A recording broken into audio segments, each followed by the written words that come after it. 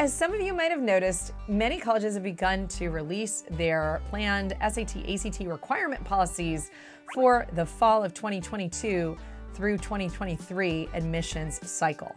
And we're seeing some schools start to shift their needles back in the direction of test required. And in this video, I'm going to talk about kind of the murky water that some colleges are starting to float into with their new policies for the incoming 2022 to 2023 admissions cycle. Now, next week, we're going to talk about the data. We're going to get into the numbers, which schools are going test optional, what percent of schools are going test optional as of now. But this week, what I want to talk about is what does it mean when schools are test flexible or test recommended? And what do you do when colleges have these sort of nebulous policies? And finally, from the data that we have, are tests really being considered even when colleges say they're not considered? And kind of what is the matchup there? So those are all the things we're going to talk about today. My name is Brooke. I'm an independent college consultant and test prep tutor. I have been doing this for almost 2 decades. I've also coached students to perfect scores on the SAT and the ACT. I have a couple of online self-paced courses for the SAT and the ACT that you can check out at SupertutorTV.com if you want less boring prep. That's where you can find it. We're also going to be creating some essay prep courses in the near future, so be sure to stay tuned if you're applying to college in coming years to our offerings. We're also on TikTok, Facebook, Instagram, Twitter, and you can join our mailing list totally for free, SupertutorTV.com/subscribe. We'll keep you in the know of deals and our latest videos. And finally, we have a blog that goes with this video, so if you want to read instead of watch, please head to that. You can find the link in the description below. So the first group of schools that I want to talk about is there have been some schools recently that have been announcing their policies that are technically test optional, but if you read the fine print, they're actually strongly recommending that you send test scores. So I'm going to talk about whether you should send test scores and kind of what the deal is on those. So what we have here is Yale recently came out with news that they are going to go test optional again for the 2022 to 2023 admissions cycle. But get this, they have said that applicants who have successfully completed 1 or more SAT or ACT exams should consider including scores, even if those scores are below the middle 50% ranges listed below. And by the way, Yale is listing on its application website the ranges for students who got into the class of 2020. So that's pre-pandemic testing score ranges, okay? Yale's internal research has consistently shown that ACT and SAT scores are a significant predictor of a student's undergraduate academic performance. When students include scores with their applications, the Yale Admissions Committee evaluates them within each student's unique context and uses them to augment other academic indicators throughout the application. What Yale is basically saying is, we really want to see your test scores. They're going to help us out because you guys, we have a sub 4% admit rate and this is getting really hard. Like, help us out a little bit. Throw us a bone. Throw us a little bit more information that's at least mildly predictive so that we can do something with it. And they're saying, hey guys, we promise we will take your scores into consideration in terms of context. As I've said in other videos, you know, if you roll out and you go to high school in a bad neighborhood and you've got a 1 on grade schools on your school and it's craptastic education, right? And you basically know what you know because you've like surfed YouTube and you've watched all my SAT prep videos and that's how you got your SAT score up a bit. And you have the highest SAT score probably at your high school, but maybe it's only a 1390. That might be enough to get into Yale. If you come from a context where you really didn't have a penny to pay for test prep, and you didn't have a lot of resources and you fought for them and you work really hard. And you can also clue them in to your socioeconomic background throughout your application if you want that test score to mean something, okay? In any case, what I'll say is this kind of please send us your scores. I think that's the direction we're moving. And in any case, if you guys can take the test and do well on it, I think it probably can help you. It certainly can give them more confidence to advocate for you if you are a good candidate. The other thing that I would encourage people to do is this middle 50% range. I know some counselors have been telling students don't submit anything between the median of that 50 percentile range or the average of that 50 percentile range. I generally recommend if you're at the 25th percentile, you can still submit and it's still probably good. It's better than nothing to me, especially as we move toward a vaccinated environment where people can get a vaccine and it's safer to take the test. If you can take the test and it's safe for you to take the test, I think you should, because it could be a boon to you. And I think that's what this Yale statement is saying. It's saying, guys, if you can take it, like this isn't just like hide your scores forever and like we don't care about test scores. They're saying we do care. Second school that I think is kind of interesting, kind of at the top of the pile of schools that seems to be highly encouraging test scores is MIT. They've said students who have already taken the SAT or ACT or can find forthcoming opportunity are encouraged to submit their scores. Now, this is for fall of 2021. MIT has not yet announced their fall of 2022 policies as of me filming this video, and they might announce it tomorrow, who knows. But they haven't announced it yet.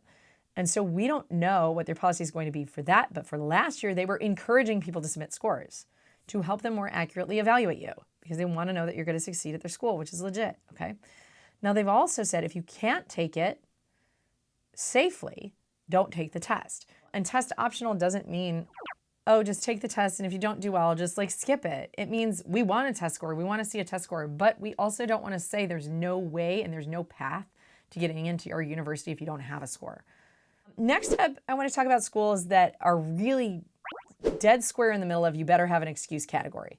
Purdue, for example, is saying for spring, summer, and fall 2023, Purdue is, quote, test flexible. So they've dropped the word optional. They're using the word flexible because they want to get themselves out of that bucket of we promise to treat everybody equally. They're like, no, we're done with that. And they say this means that if a student can take an SAT or ACT, we prefer they do so, but we recognize possible cancellations and postponement of national standardized tests due to the pandemic restrictions may be impacting students' applications. With that in mind, we will move forward and review any application from a student who is unable to take a standardized test. So they are saying we're test flexible, but you better darn take it if you can. Are you reading me? Take the test if you want to go to Purdue, okay? Auburn has two categories of applicants. They have traditional applicants, and then they have test optional applicants, parentheses, students unable to secure a test and have a minimum 3.6 cumulative GPA. So Auburn suddenly has a GPA baseline, and they are saying it's better be because you can't secure a test. So you better have a good excuse.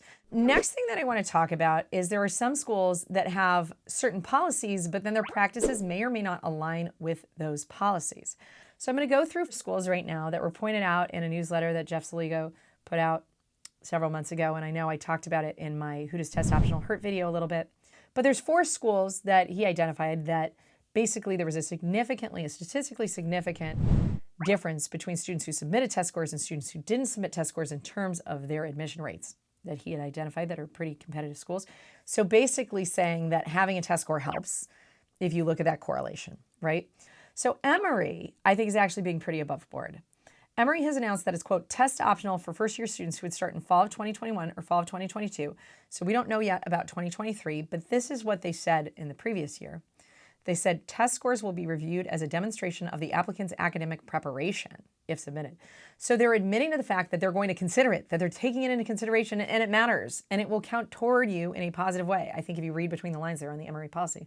So to me, they're being straight up that like, we're test optional, but if you submit it, it can help you, right? They don't say it straight out, but kind of if you read between the lines, they're saying it. Colgate basically is taking on this idea, which I actually like Colgate's letter that they have. They have this article that they link to from their admissions page, where they basically say admissions decisions are not based on a formula. They are the result of full consideration of students within their own context. So they're saying, you know, holistic admissions and saying, we're going to consider your test score, but it's part of this, you know, holistic admissions, and they admit that a student's performance on standardized tests may not be a comprehensive predictor of success. And in fact, these tests may act as a barrier to access for some well-qualified students, not all, right? So they're also admitting that yes, there are kids who like the test isn't going to be the metric that shows that they have what it takes, okay? And they admit that there are kids who like the test score isn't everything. To me, if this is how they talk, that's a safer school to even submit your test score to, because they're admitting that tests aren't everything, you know what I mean? Next up, we have Vanderbilt, and this is the one where I really feel like they're saying one thing and they're doing another, right? Vanderbilt says, quote, the applicant's choice regarding ACT or SAT score submission will not advantage or disadvantage the application review. That doesn't even make any sense to me. Like, how can you have test optional and be looking at a test score and then be like, oh, but it doesn't matter whether you have it or not? Is it just me, or does that not even make sense, right? Why look at something if it's not a factor that you're considering? That's a piece that I don't completely understand. In any case, Vanderbilt says that, but then on the back end, You have a greater chance of getting into Vanderbilt if you take the test. So that's the category of what happens when schools act in ways that don't necessarily align with what they say, or does what they align with what they say match up with their admissions processes, right? And as you can see, sometimes yes and sometimes no. And I realize that's confusing. So what do you guys do? If you are applying the 2022 to 2023 admissions cycle, I always recommend that you give tests a chance and that you try to make them work if you can, or if you have a shot at doing well on them. A couple categories of students I think don't have to take the SAT and the ACT right now. One of those categories is students who are just terrible at tests. If you know, hands down, you have major test anxiety, you have always struggled with standardized tests, you bomb them like crazy. If you know that that's your personality, fine. Go test optional, be that person.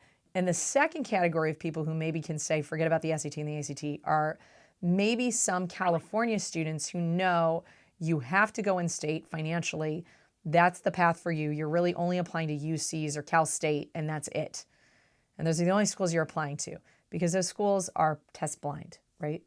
If you're applying solely or only to test blind schools, fine. Walk away, don't take these tests.